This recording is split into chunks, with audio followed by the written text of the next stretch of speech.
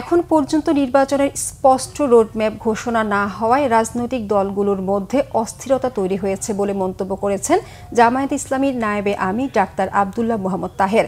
আর ঐক্যমত্য কমিশনের সহসভাপতি ডক্টর আলী রিয়াজ বলেছেন, আগামী 2-1 দিনের মধ্যে রাজনৈতিক দলগুলোর সাথে প্রথম পর্যায়ের আলোচনা শেষ করে দ্বিতীয় পর্যায়ের আলোচনা শুরু করবে কমিশন।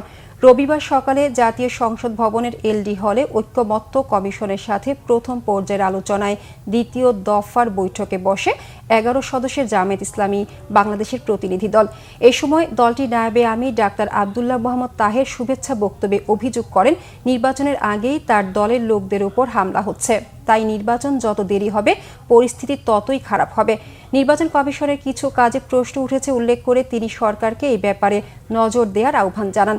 লেভেল প্লেয়িং ফিল্ড নিশ্চিতে সরকারকে অবশ্যই নিরপেক্ষ থাকতে হবে বলে মন্তব্য করেন জামায়াতের নায়েবে আমির।